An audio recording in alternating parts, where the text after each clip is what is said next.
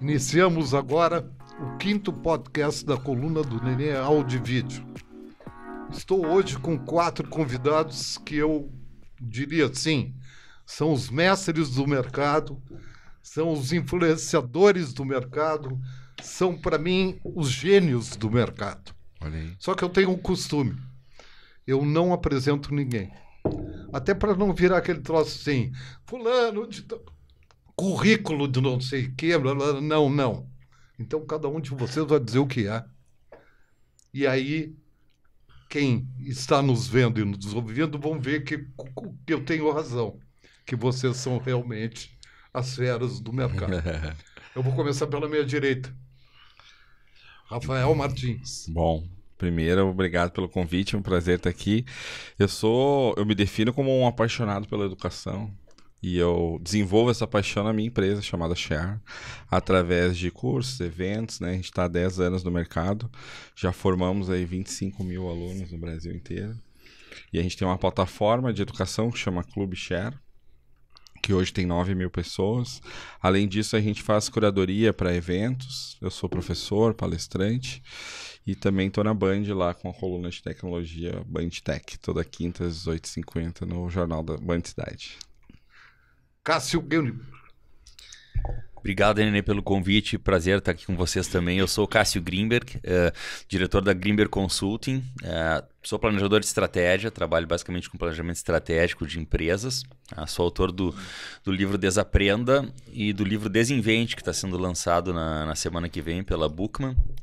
Também sou palestrante e escritor de colunas em Estadão, Zero Hora. É um prazer estar aqui batendo papo com vocês. Dado Schneider. Eu sou o Dado Schneider, eu sou amigo do Nenê, que isso é um baita currículo, tá? Amigo dos outros 3 também, meus queridos amigos.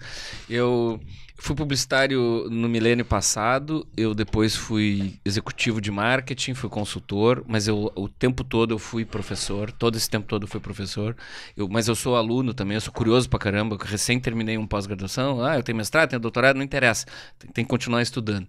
E faz 14 anos que eu vivo como palestrante, tá? Eu consigo a façanha de viver como palestrante há quase 15 anos. Beto Carvalho.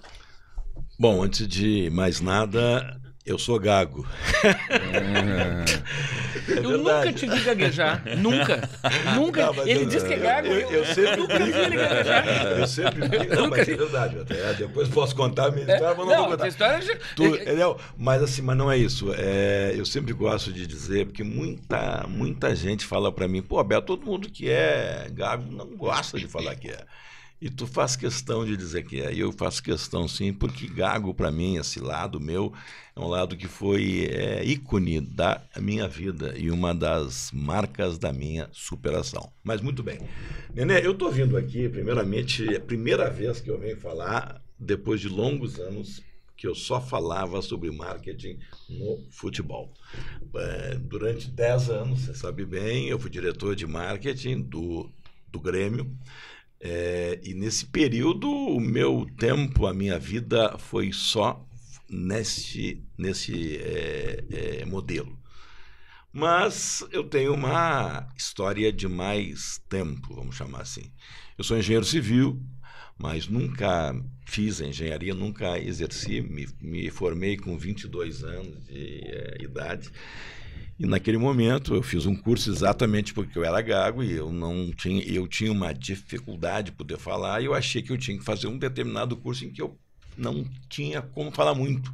E aí pintou aquela ideia de fazer um curso de engenharia. Então eu fiz, mas com 22 anos, quando caiu a ficha e viu que eu não tinha a menor vocação para aquilo, me formei em engenharia civil e eu digo, eu vou ter que enfrentar esse problema, olhar de frente esse negócio. E aí eu fui fazer algo que para mim mudou a minha vida. Eu fui ser vendedor da Xerox. E dali foi todo um processo da minha vida. Eu criei para mim uma determinada forma de poder falar, né? Fiz curso de teatro também, que é uma coisa importante que ajuda muito a linguagem não verbal, que tu usa muito. Fiz mestrado em marketing, né?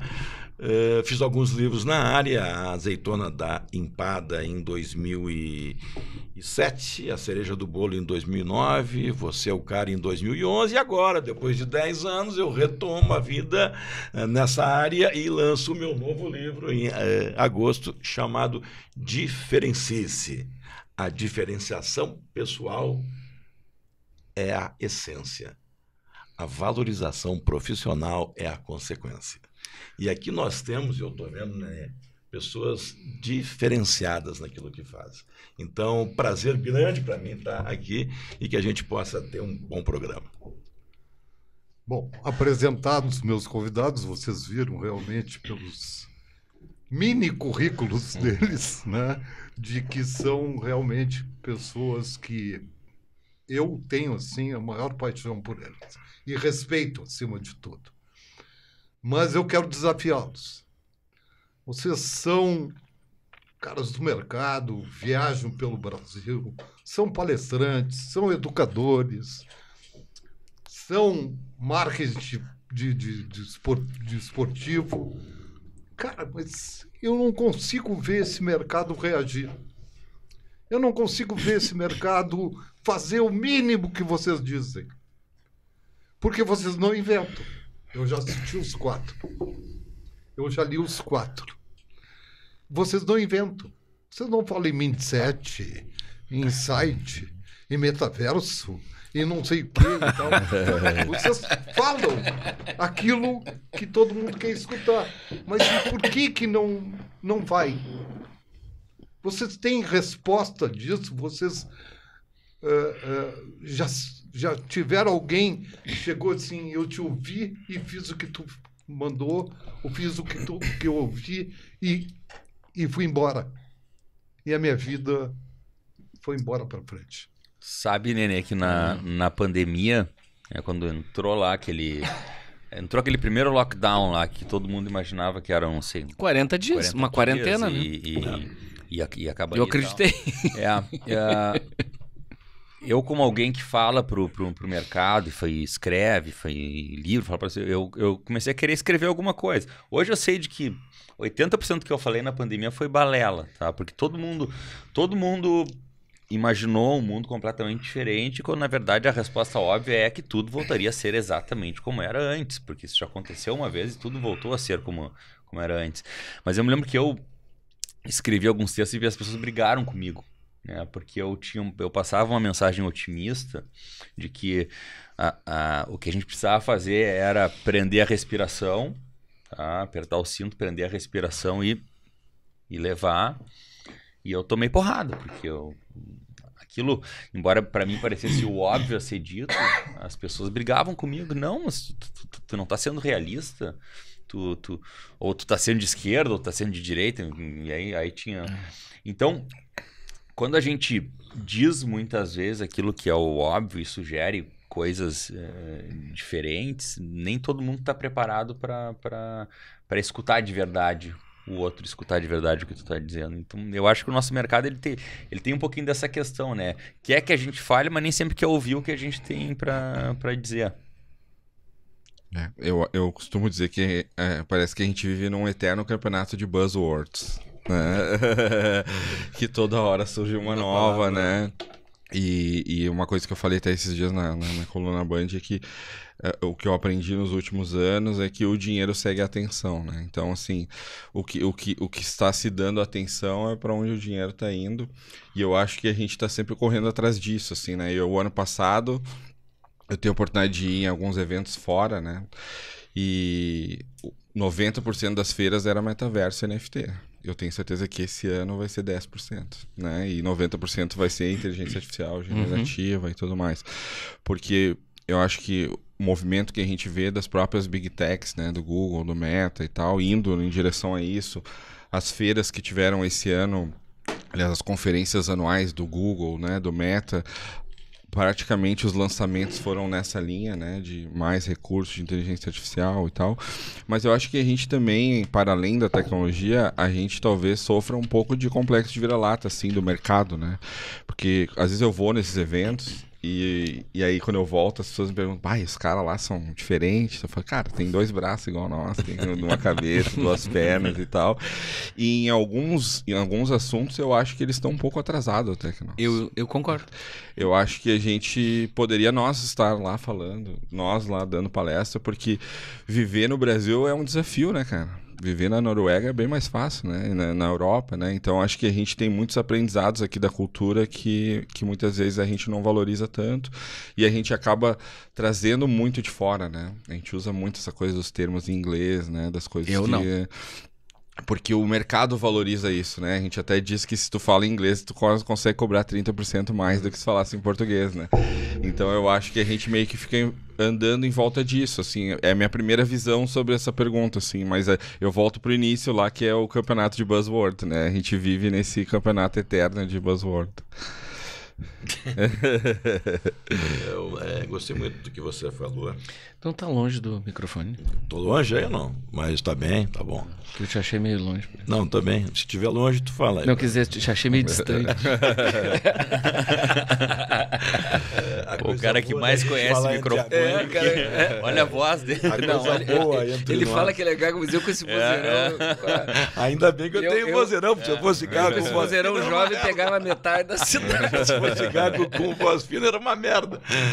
Não, mas é o seguinte, uma das coisas que eu noto, eu estava até lendo esses dias um livro, uma das coisas que eu noto muito, cara, nesse período todo e nos últimos tempos, quando você fala por que o pessoal não anda, não faz nada novo, enfim, nesse sentido, eu vejo muita gente querendo ser melhor do que a outra.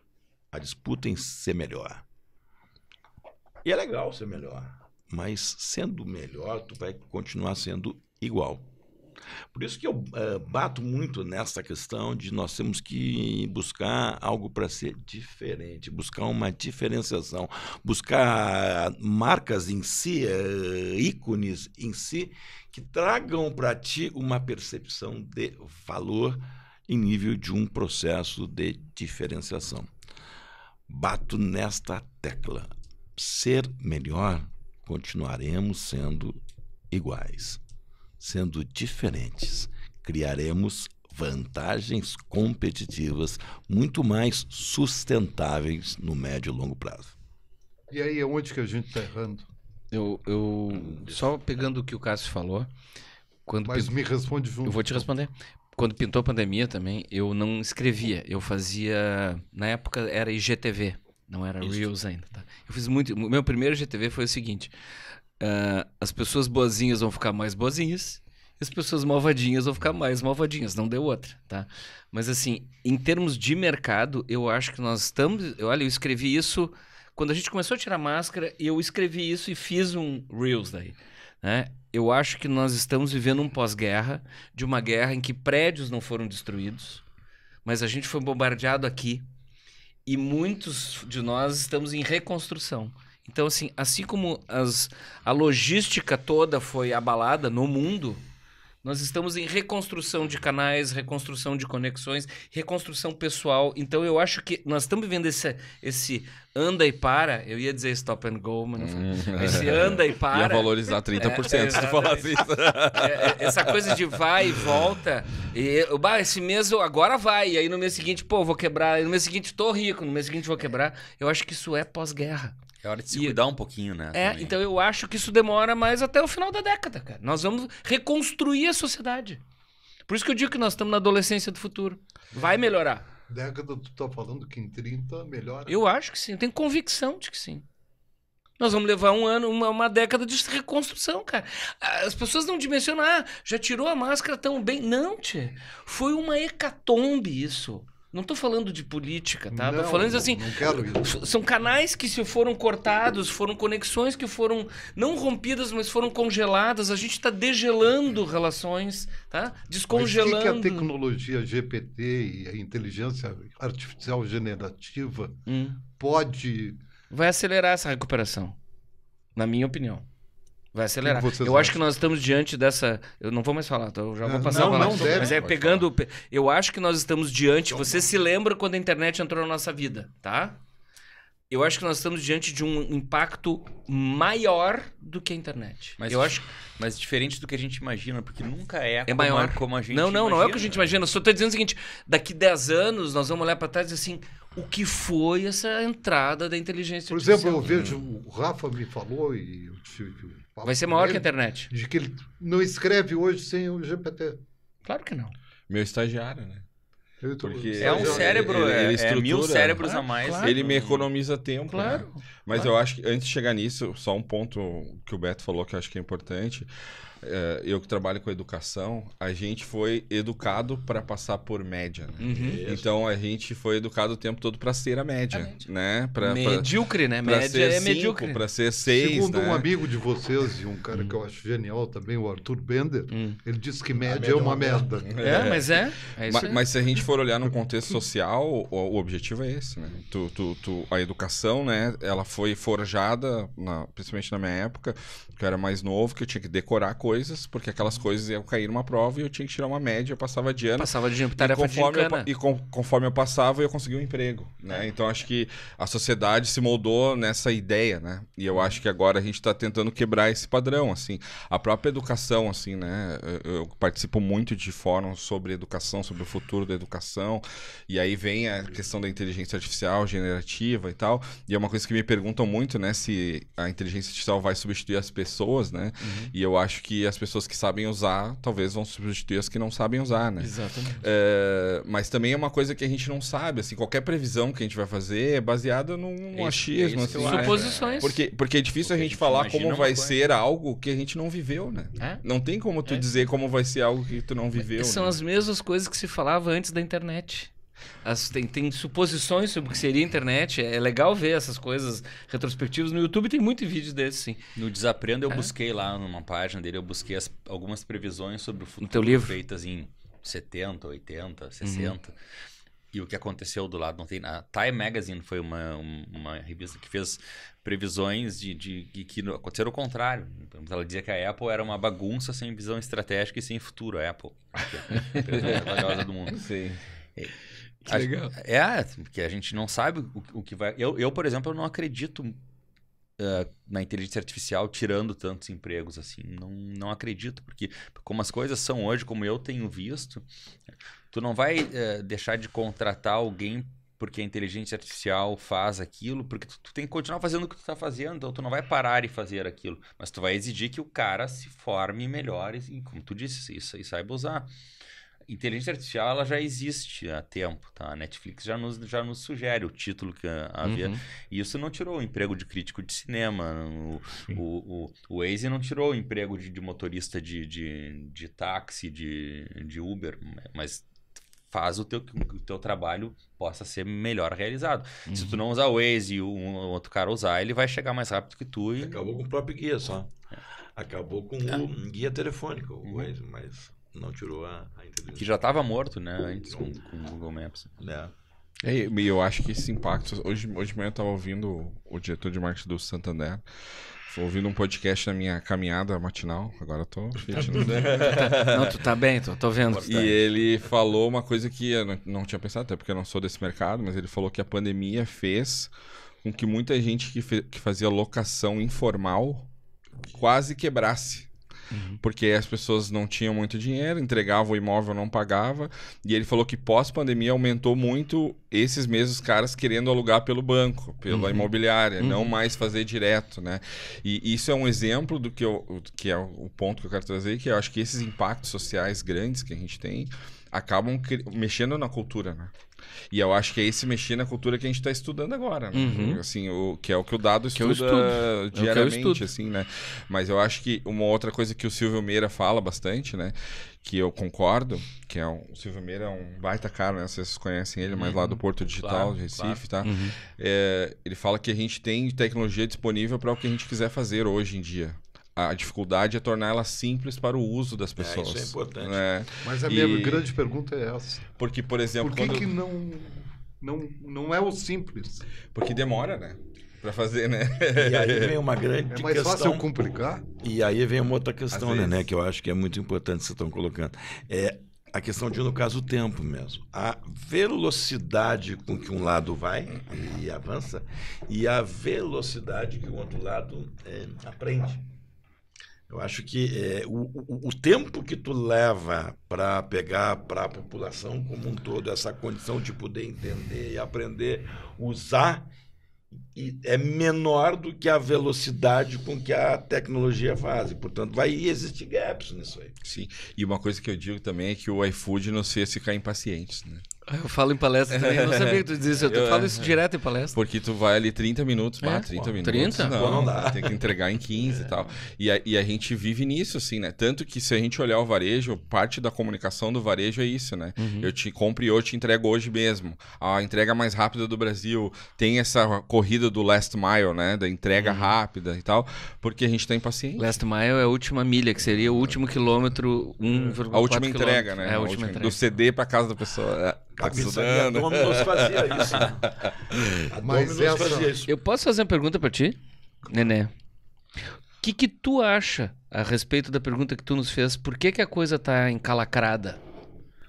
Cara, eu tenho na minha visão que a gente vive de metas. Metas? Metas. Tudo é meta.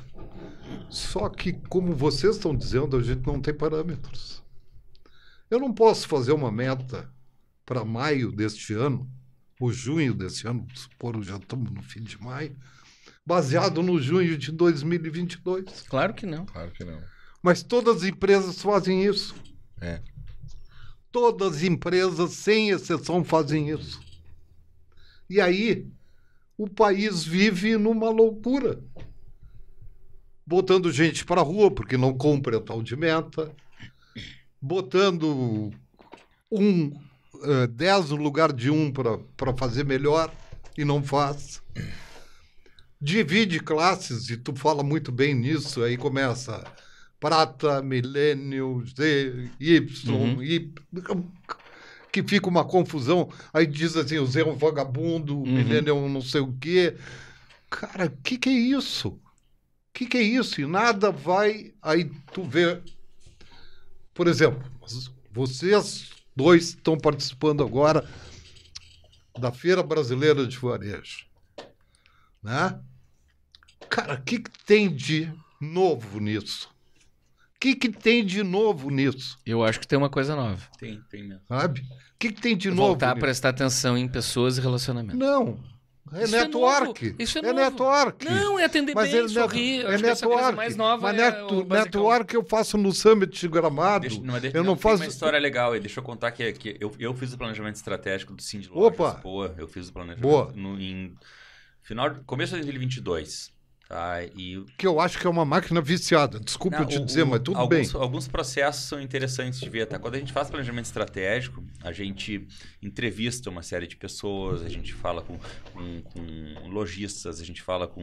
Eu chamo de... Eu vou dizer beta thinkers, o Dado vai brigar porque eu falei em inglês. O que é beta thinking? Pensadores beta, pensadores fora da Eu caixa. sei, é que eu faço Rafa isso. já- Eu faço isso a minha vida inteira em reuniões. Eu Rafa- falo inglês Rafa é um- desde os 12 anos. Só que quando tem pessoas presentes na reunião, o cara tá assim, o Rafa o stakeholder, aqui é- eu digo, o que é stakeholder? Não, é bem- Eu faço, Aliás, eu sou professorzinho de comunicação. Não, aliás, pra fazer. tem uma do cashback que é sensacional. É, do a gente vai cashback, falar depois. Mas o Rafa, por exemplo, foi um pensador beta que eu já entrevistei em planejamento estratégico. Tá? Então, quando a gente faz esse contexto de falar com todo mundo, a gente teve lá um diagnóstico estratégico no planejamento Cindy Lojas, que aquele posicionamento que funcionou muito bem, que era a inspiração para transformar o varejo, ele não falava da realidade do varejista local aqui. Né? Porque antes de estar se inspirando para transformar, o cara tinha que resolver o dia a dia dele ali do Claro, negócio, tinha que pagar óbvio. as contas. Então, existia uma certa... Eu vou ler certo sobre boleto ou distanciamento, metaverso, né? um Eu certo vou- distanciamento de posicionamento que a gente corrigiu reposicionando o Cindy Lojas para um slogan que hoje é a melhor solução para o teu negócio. A FBV é uma feira que ela sempre trouxe estrangeiro, material de fora. Inclusive, eu tenho viajado para os Estados Unidos e documentado muito Sim, case sim. de fora. E a FBV entendeu, a partir desse posicionamento assim, de lojas, Só nacional. que existe um jeito brasileiro de fazer as coisas, que tem muito a ensinar para quem está aqui, que não necessariamente depende do exemplo de fora. E tem para ensinar até os gringos. Até porque ela faz uma Então, investida em Nova York esse- na feira.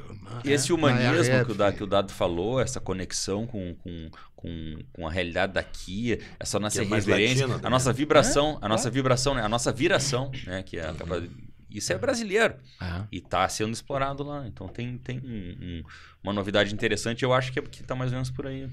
Mas eu acho que essa. E aí eu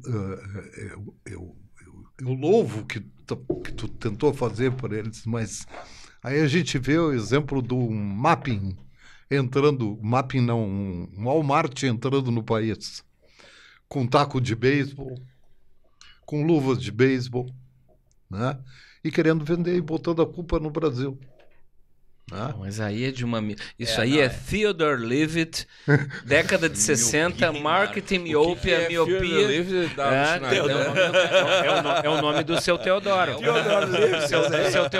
O seu Teodoro se chama Theodore. Pela Li- primeira vez eu vi essa pronúncia bem feitinha. Mas é Theodore Levitt. Theodore Levitt. Não, Mas o Levitt é o cara. ele é o Mas cara. assim, ó, miopia em marketing não é um livro, é um artigo. É um artigo. Tá? É um artigo. É um artigo que fala isso. 1980, né? Não, isso é anterior? 57, 62. eterno, É eterno. Mas é em qualquer São curso de cláusulas marketing estudar, pétreas de convivência mercadológica.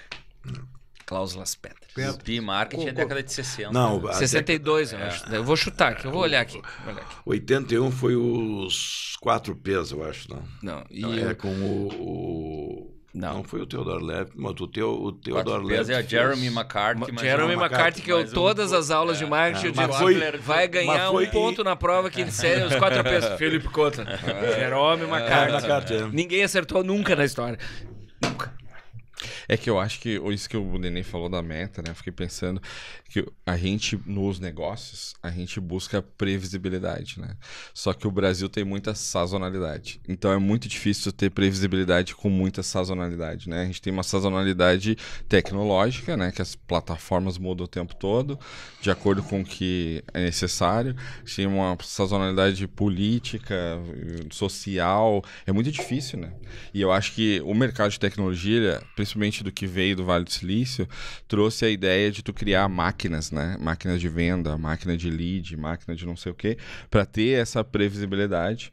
Só que, como eu falei, no Brasil é muito difícil porque tem muita sazonalidade, né? Então, Não, o presidente da Volkswagen disse uma vez, vencendo no Brasil, venço no mundo. é isso aí. Porque e o Brasil tem vários Brasil também, né? Assim, se a gente vai para outras regiões é muito diferente a cultura, né? A forma de comprar e tal. A gente que fez evento já no Brasil inteiro é muito diferente, assim, né? Os ganchos de conversa, o próprio mercado, ele é mais desenvolvido num setor específico, né? As pessoas, né, também são educadas para trabalhar naquele setor. O próprio Gramado Summit mesmo, se a gente for pegar, né? É muito disruptivo porque Gramado nunca foi visto como um lugar de tecnologia, né? É um lugar do turismo, do chocolate, do Papai Noel e tal. Então eu acho que essa sazonalidade torna a bater a meta muito difícil, né? Porque Sabe o que mercado muda muito rápido, né? É 1960, tá? O Miopia Marketing. Sabe que essa Eu achei que era coisa 57. É, 60. de país continental, eu acho que o Cássio pode me ajudar. Quem vai a Israel, que tem um quilômetro de extensão, Tamanho de Sergipe. É Sergipe? né? Tem uma Haifa que é completamente diferente de Tel Aviv. Tem Tel Aviv, que é uma cidade-mundo. Aí tu vai para Gaza, tu fala com o colono. Cara, eu acho que não, o continental vale para todos.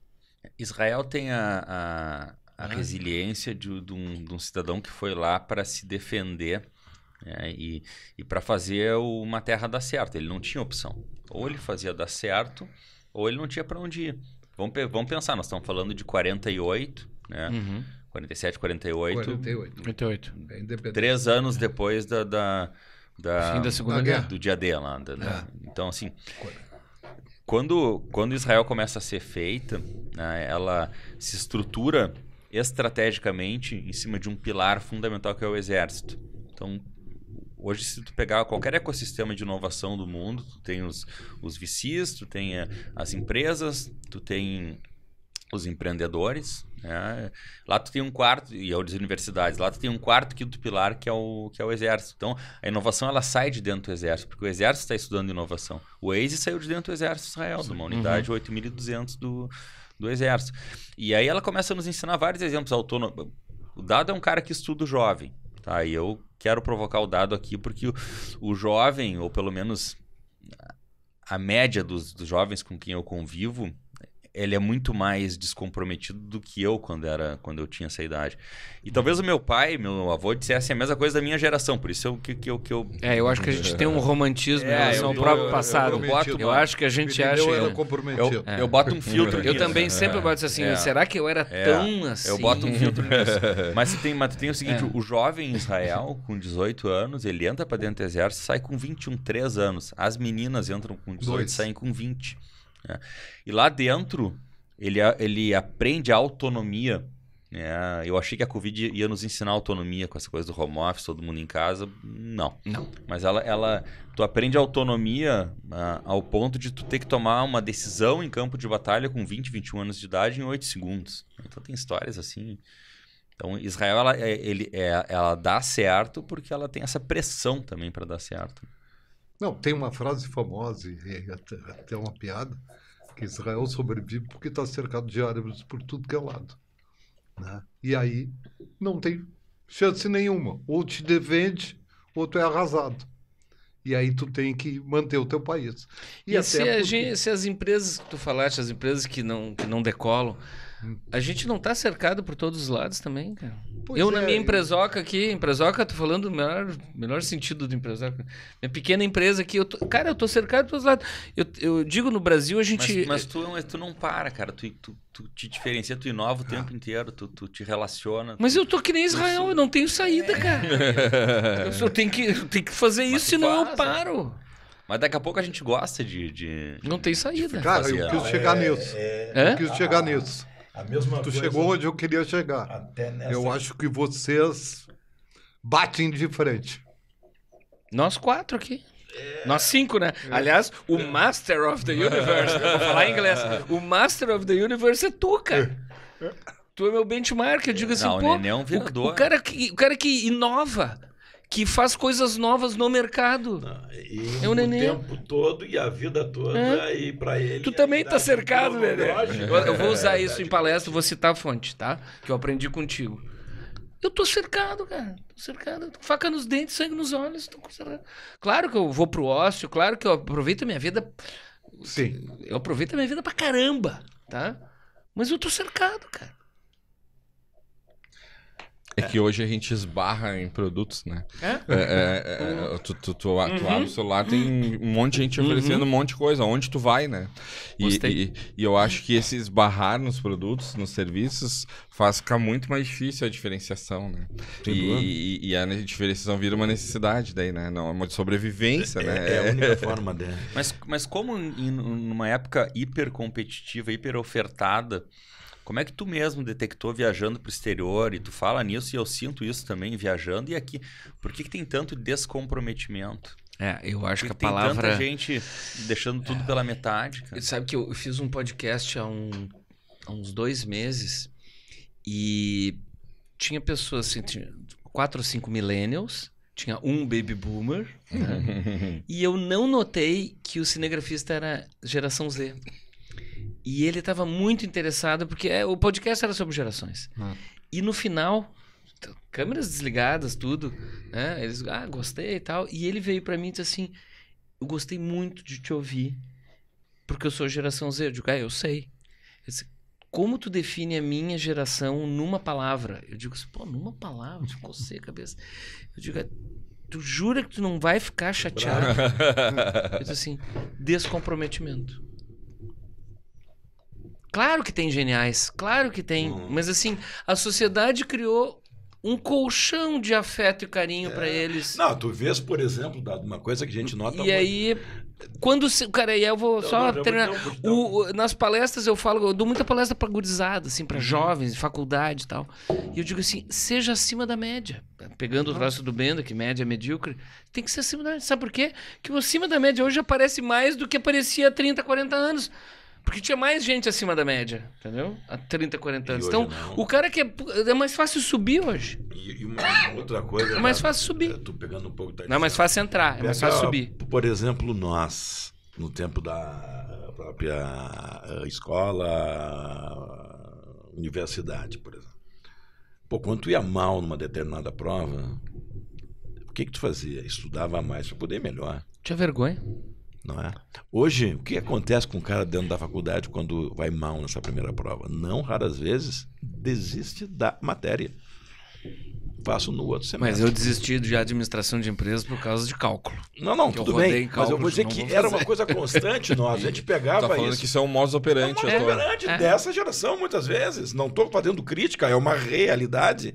O cara tá lá fazendo, foi mal numa prova, não tá gostando, deixa pro outro semestre. E sai fora. Não enfrenta o problema, não tem esse compromisso. Mas a sociedade criou isso para esta geração. Lógico, eu não concordo. Ela é meio vítima também. Nós criamos essa facilidade para eles. É o tempos difíceis, pessoas fortes, tempos fáceis, pessoas fracas. Eu acho que a gente criou isso. Também, quando se hoje fala. Eu me sinto culpado de não ter. Isso é uma outra coisa, Dado. Eu ia falar desse palavrão aí, pode falar. Do proprietarismo.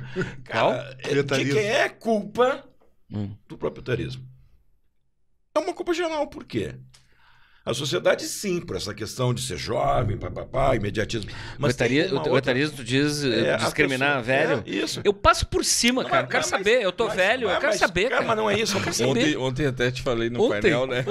Eu falei, tu que viu tudo isso acontecer. Não, mas ele disse. Agora também culpa... Nós três palestrando, 2 guri e um velho. Ele disse assim, fez uma retrospectiva... Tu que viu isso tudo? Eu sou velho. Assim, falei com respeito. Eu sei.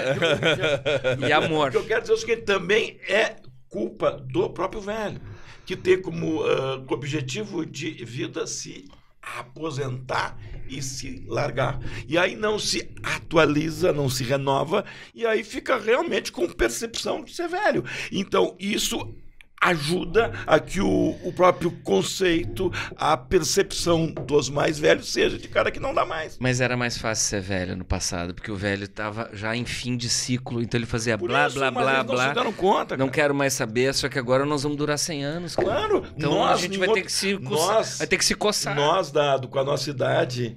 Nós temos a mesma idade, tá? Com a nossa idade, se a gente for olhar o tempo atrás, nós éramos velhos. Hoje o neném estava morto. E hoje nós estamos literalmente flor, morto. Cara, 7, 8 tá morto. 7, 8 estava morto. Tu tá mais gasto que eu. Eu tô, né? Fazer o quê? Mas sabe que isso que o Cássio falou, o Cássio, é uma coisa que eu fico pensando também, né, sobre isso. E esses dias eu fiz um artigo sobre o que perdemos com a tecnologia, né? Porque a gente fala... Eu quero ler. A gente fala o que ganhamos, né? Mas o que perdemos, né?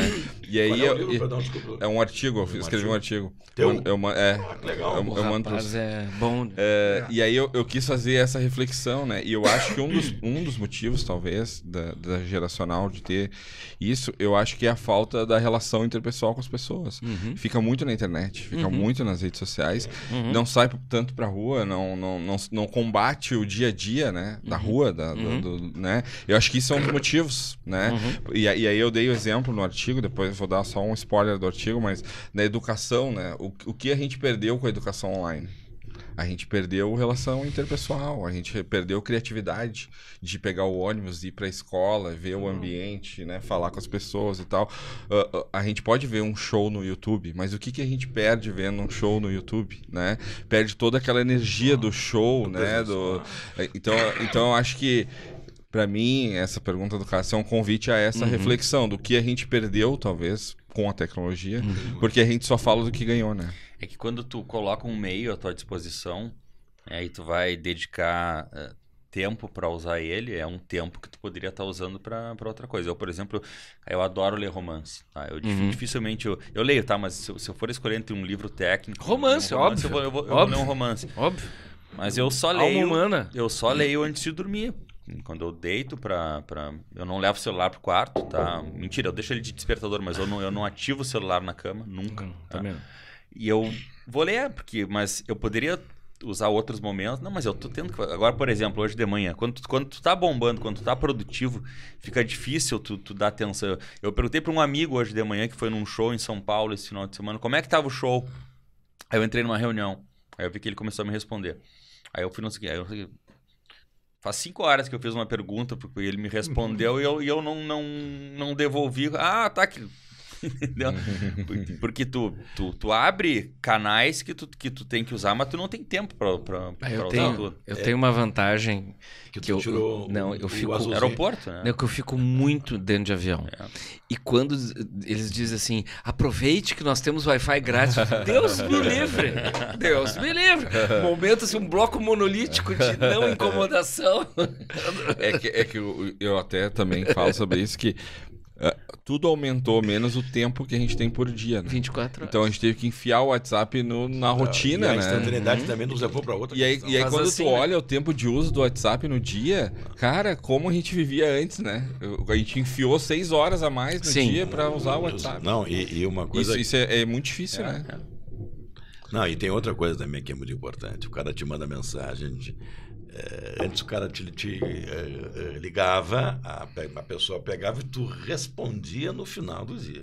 Hoje ele manda para ti mensagem, se tu não responde em meia hora, pô, não me respondeu. A exigência da tua instantaneidade é uma merda. Não, eu... Não, mas Eu não- Pô, Beto, tu leu, aí tem que tirar o azulzinho. azulzinho, pô. Não, eu tenho o azulzinho, o cara viu que eu li e não deu pra responder, cara. Eu tenho azulzinho Isso, também. explica qual é O que é o azulzinho da Schneider? Ah, é porque eles olham pra mim, porque eu tô na idade de tomar Viagra azulzinho. Não, é os 2 risquinhos do azulzinho lá. Foi uma piada inevitável. Tava ficando aqui. É o etarismo. É o etarismo. A quinta série bateu aqui. Eu Tu tinha- viu eu o tinha- dado que desde ontem que ele tá... Não, mas eu gosto Essa dele. semana Ele pode, eu chamo ele de meu Mas filho.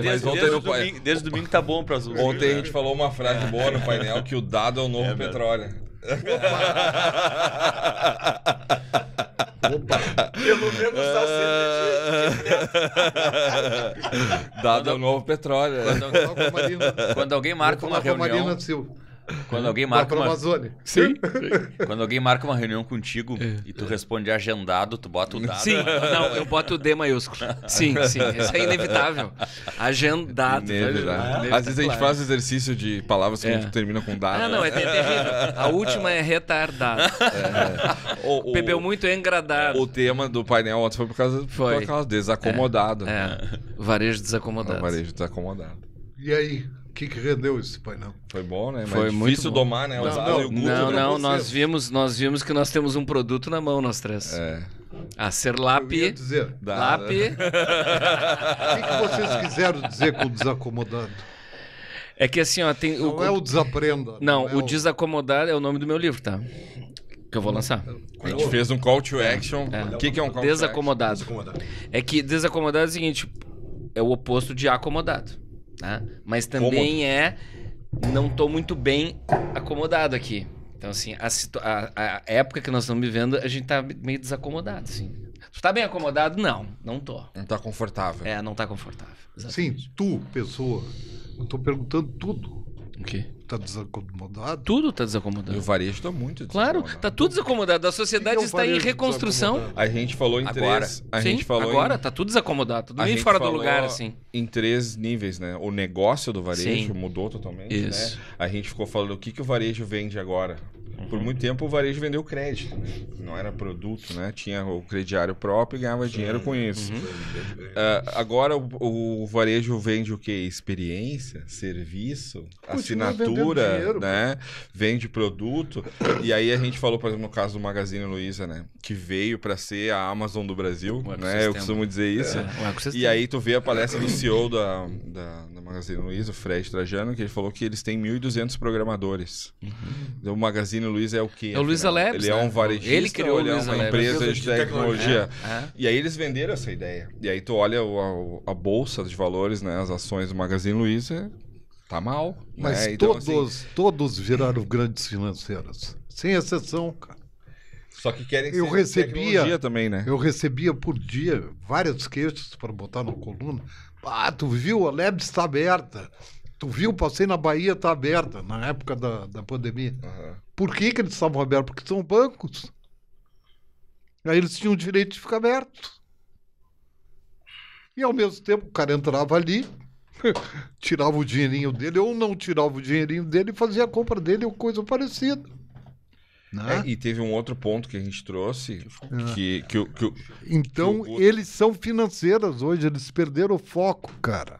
mas eu acho que um dos pontos principais... O que a Cássio gente tá me olhando trouxe- com cara feio. Não, eu tô achando que varejo cada vez mais é preço, porque é tudo commodity, né? Eu montei um apartamento no Google, tirando as coisas estruturais, tá? Piso, que precisa de arquiteto e tal, móveis, mas tudo que foi eletro, eu botava no Google o modelo que eu queria, me dava uma lista, assim, tu paga tanto na Casas Bahia, tu paga tanto Mas na o air Magalu. fryer tu não vai comprar o mais barato. Mas por que eu vou... Não, mas tu vai... Tem marca, Mas tem tu- marca aí. mas Eu dado- comprei o air fryer de marca. Mas tu bota a tua marca e ela vai ser ranqueada, exatamente aquela marca, aquele modelo vai ser ranqueado no Google.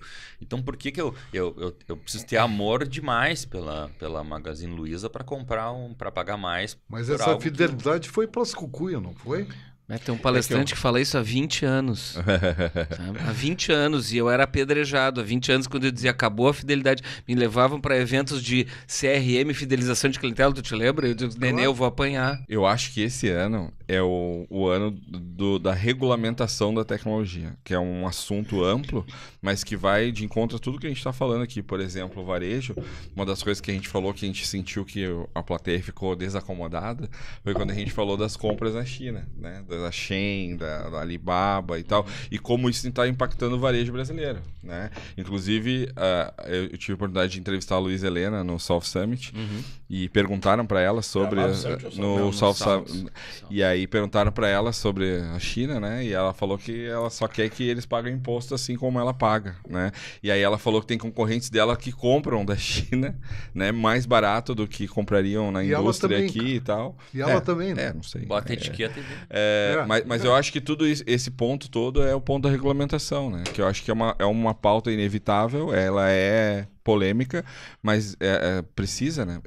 Eu tava lendo um artigo da Amy Webb, que é uma das maiores futuristas que a gente tem, e ela fez a comparação da inteligência artificial com a bomba atômica, que ela é tão poderosa a esse nível e ela precisa ser tão regulamentada quanto a bomba atômica, o uso, né? Só que os nobres políticos, como estão sempre a reboque da sociedade, não se deram conta que a velocidade das mudanças agora é infinitamente maior do que no século passado. Não tem E eles tinham que estar regulando coisas há 20 anos, mas eles ficam preocupando em reeleição, entendeu? E Já agora estão pensando em eles têm reeleição. uma bomba atômica para regulamentar. É isso aí. Que para muitos vai parecer censura, mas não é, tem que é uma bomba atômica, eu acho. uma bomba A imagem é atômica. A perfeita. aposta esportiva é um negócio também que está aí Bah. para ser regulamentado há horas e não anda, e isso aí tem interesse político em relação a esse Super, contexto. né? Muito mais até do que interesse técnico. Vê o seguinte, ó, Não, eu é tão vi- eu- ridículo o negócio Fala. que os caras param de vender sorvete porque o sorvete era taxado, super taxado. E aí agora os caras estão botando massa de sorvete, em vez de sorvete, chama-se massa. Porque o imposto de massa é praticamente zero. Isso é uma loucura. McDonald's, Esse é o modus operandi do brasileiro, É. sobrevivência. Mas o brasileiro é um avião para se safar das coisas. Mas esse assunto das apostas, eu fui agora no último jogo, eu já percebi na arquibancada. O cara fez uma falta e aí alguém falou lá, essa falta teve patrocínio do não sei o que bet. É isso aí. Então já virou domínio público já, né? é verdade. Mas essa é pauta de outro podcast. Aí essa pauta é uma pauta difícil. Esse é o Betcast. Espinhosa. Que- O Betcast. Neste caso É muito importante- dinheiro, né? Não, mas não é isso aí. O que acontece? E é máfia, né, meu? O que acontece nisso não é culpa, e eu vou dizer honestamente, das casas de aposta. Elas são vítimas também. Sim. É que tu pega o pessoal que faz esse tipo de situação. Não é uma coisa simples de poder É difícil, resolver. é difícil. Uma das formas de minimizar o problema, mitigar o problema, é que as odds não tenham situações de individualidade. Eu não sei o que é odds, que eu não aposto. Só as odds são empresas de as apostas, a odds, né?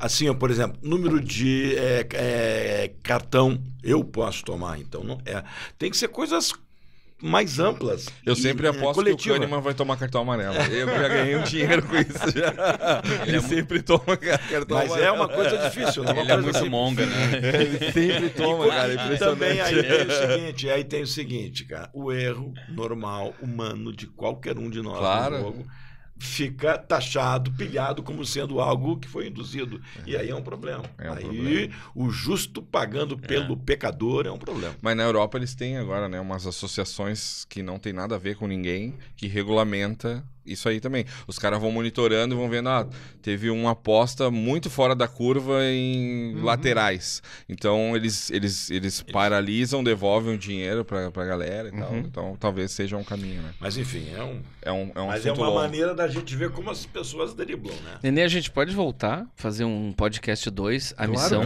Parte missão. 2. Porque nosso papo é alt-tab, né? Vai trocando. Vai trocando. Cheio, um monte de aba aberta. Mas de aba eu acho que foi aberta, esse o sim. nosso espírito É, aqui, não é verdade? o A gente espírito é poder esse, bater um mas papo nós vamos mais fazer. solto. Parte 2. E para finalizar, até porque vocês têm compromissos, né? O cara que chegou atrasado aqui tem um compromisso daqui a pouco, né? Desculpa. Não faço Eu isso. pergunto para vocês assim, fica alguma dica, não? Ou não vamos dar? Eu vou dizer o que eu sempre digo para meus alunos, cara. Tá? A minha vida inteira. Criava vínculo com o aluno de graduação e de pós-graduação. O cara chegasse, professor, dá uma dica aí. E eu dizia assim, te vira, velho. Te vira. Faz o teu jeito. Te vira, vai à luta. Te vira. Vire-se. Vire-se a palavra. Vire-se. Ligue-se, né? Te liga e te vira. Ligue-se e vire-se. Mas quando precisar de mim, estou aqui. Não, claro que não. Não me chame. Vire-se. Tem um negócio, Nenê, que eu gosto de falar sempre. Seja feliz. Até aí que tá, a questão do seja feliz. Eu digo o seguinte, e até eu vou fechar então de um tom mais poético, talvez, nesse sentido, que eu acho que a gente precisa cada vez mais, nesse processo de buscar a nossa própria situação, a diferenciação, se conhecer mais. Então eu digo, conheça-se mais, ame-se mais, estude mais, aprenda mais, mas seja feliz, porque no fim da vida, ou no fim dessa vida, é a tua felicidade a diferença que vai fazer a diferença. Sabe que a minha filha, quando tem 8, quando ela tinha 6, ela me chamou um dia e... Adoro as frases de disse criança. assim... Papai, o presente não existe. Eu, como assim, filha? Como é que o presente não existe? Ah, o presente. Eu pensei que era um presente gift. Não, o presente não. o presente. O presente Papai, é o presente. o presente não existe. Eu, como assim, filha? Como é que o presente não existe? Não, porque quando a gente faz alguma coisa, a gente já fez e já virou passado. E quando a gente olha pra frente é o futuro. Então o presente é o que Criança é maravilhosa. É uma né? fagulha. Criança é. Que é o presente? Olha, ele Eu vai... falei que eu ia virar isso aqui, né? O presente é esse grãozinho de areia, mas ele já... E quando a gente pensa em futuro, né? Dá dica pro futuro. O futuro também não existe, porque quando a gente chegar nele, ele já é diferente. Então a gente tem que fazer. Frase de criança é demais. Né? Criança é demais. Espetacular, né? Eu quero fechar parafraseando um pensador brasileiro que me ensinou que tudo sempre mudou, mas o que mudou agora foi a velocidade das mudanças, que é esse que está aqui. Aceleração. A aceleração da velocidade das mudanças. E aí, quando eu olho para isso, eu acho que a gente está passando pela era do excesso e indo para a era da essência. Que eu acho que é o que o Beto falou, né? Voltando para dentro aí, esses dias eu vi um vídeo que acho que materializa isso, que eu não sei se vocês já viram, que perguntaram para os pais se você pudesse jantar com alguém com quem você escolheria, e aí os pais falariam, o Jimi Hendrix, ou não sei o que, aí fizeram a mesma pergunta para os filhos. Eu respondi a minha mãe quando... E aí as crianças falaram com a minha família, com meu pai, com E mostraram para os pais a resposta dos filhos. Isso, e os pais, putz, cara, como eu não pensei nisso. Mas como eu tô ausente, Então eu acho que eu quero acreditar que a gente está saindo da era do excesso e indo para a era da essência. Bonito. Muito bem. E essa frase é tua? Pô, eu muito bem. Posso usar, eu vou usar o Pode. Primeiro encontro nosso.